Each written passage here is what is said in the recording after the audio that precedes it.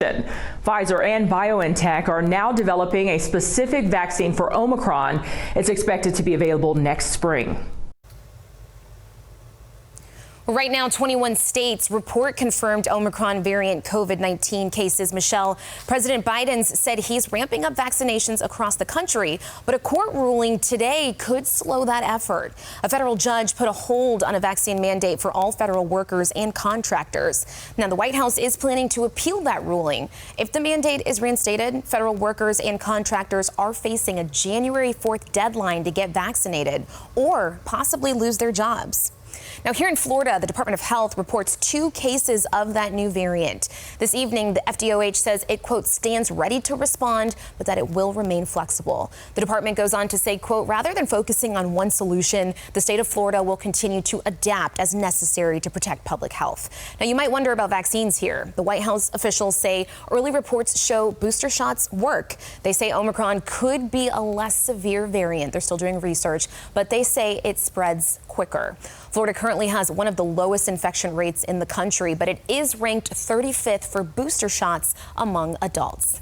Let's take a look outside with meteorologist Cindy Pressler. Cindy, I spent my lunch break outside today because it was beautiful and breezy. That was a great idea, Shari. Beautiful conditions today. Again, not as much fog this morning, but that's going to change tonight. We have now dropped into the 70s, at least along the coastal areas. It's still in the lower 80s, though, inland.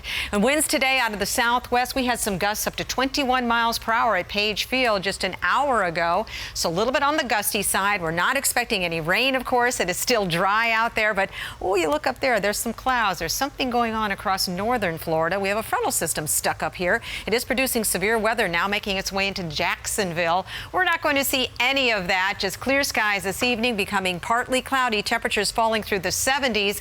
Something interesting going on in the sky tonight. Actually, 2 things going on. I'll let you know what those are coming up in just a little bit, so don't go away. Thank you, Cindy. Covering Southwest Florida tonight, 2 suspects allegedly broke into cars at a local apartment complex. And now the Fort Myers Police Department needs your help to find those responsible. Police say this happened at the Park at Moreno apartment complex early this morning. FMPD hauled away a silver Toyota they believe belonged to the suspects. Now, that's after finding some of the stolen items in that car, they tell us. Now, we're told 2 people were seen running from this complex, but this is an ongoing investigation. We'll keep you updated as we learn more. A warning tonight, technology typically used to find lost items now being used by criminals to steal cars. Investigators say thieves are placing small Apple AirTags, as you see here, or tracking devices on vehicles. They then track the car to the victim's home, investigators tell us. Now, we've learned criminals can hack into a car's ignition with a device mechanics use to reprogram cars. That's how they're able to get them moving. Police say park in a locked garage if you can, or install locks on your steering wheel. The community rallying together tonight for beloved Naples chef Brian Rowland. Officials at Lee Health say he remains in critical condition. And Fox 4's Lauren Moss joins us live outside of Lee Memorial Hospital in Fort Myers, where a candlelight vigil will take place tonight. Lauren?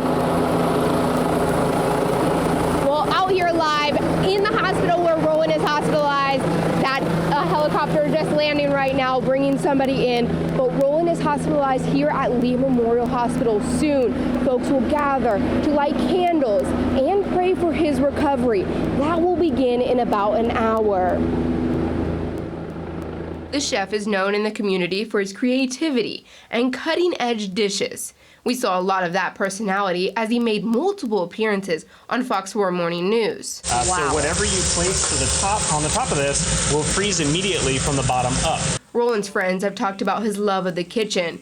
What you saw there as the chef, who's also the Crave Culinaire owner, made scallops for the morning show crew. The community has also talked about Rowland's love for giving to others. He and his wife Nicole would host dinners and donate the proceeds to different organizations.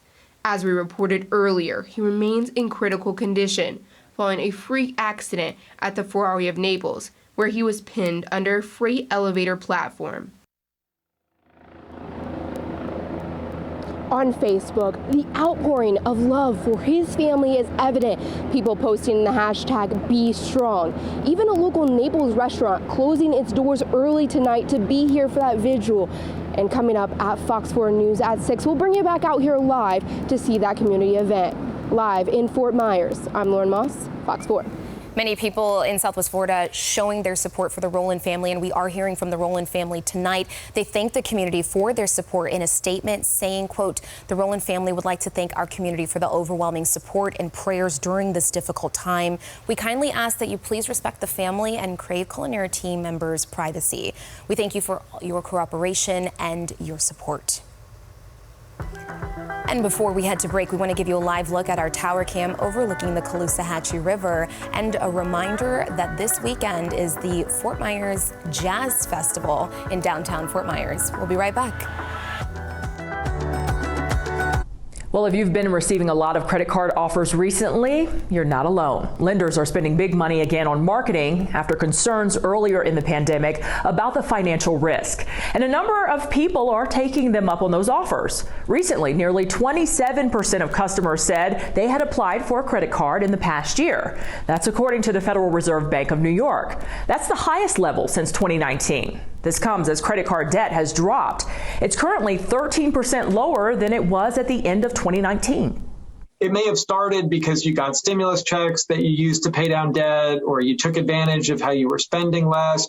But now let's try to keep that going. There is definitely a risk that those numbers will go back up. The best thing you can do is pay in full, get the rewards, get the better buyer protections, and avoid those higher interest rates.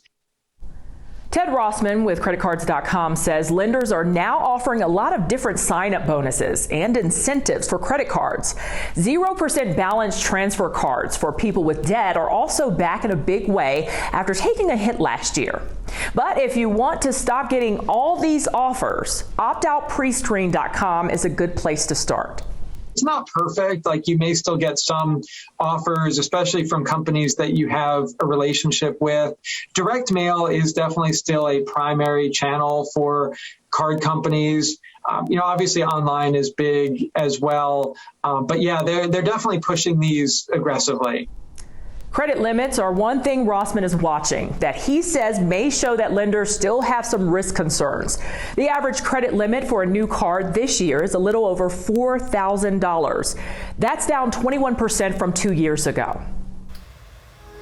Well, I promised you that I would tell you what's going on in the sky tonight. We've got two things. First of all, the planets are all lined up. We've got three of them, Venus, Saturn, and Jupiter, and the moon. And it is beautiful, by the way. This was taken last night at Fort Myers Beach. Thank you very much, Andrew Shipley, for taking that picture. By the way, that's a contrail that's out there. But we should have a nice clear sky tonight, so you get a good shot of this. And also, International Space Station will be hovering above Fort Myers. You can see it at 6:19, and this time it lasts for 6 minutes.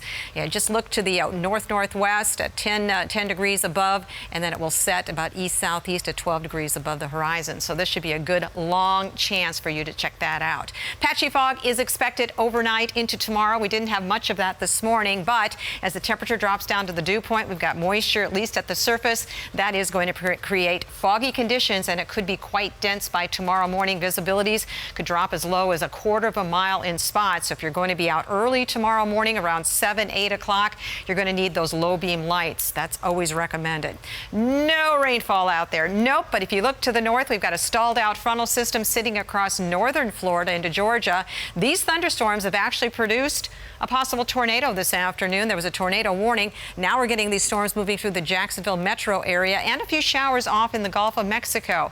These will die once they make their way toward Florida, toward the west coast for this evening. But right now, we still have them out there. There's dry air mixing in, so we are not expecting any of that to reach here. We will stay dry tonight with that fog, and even tomorrow we're expecting it to be another dry, beautiful day. Of course, we'll have to wait for the fog to dissipate, and that should happen about 9, 10 o'clock tomorrow morning. Once again, those winds out of the southwest pulling in that moisture from the Gulf of Mexico. Lows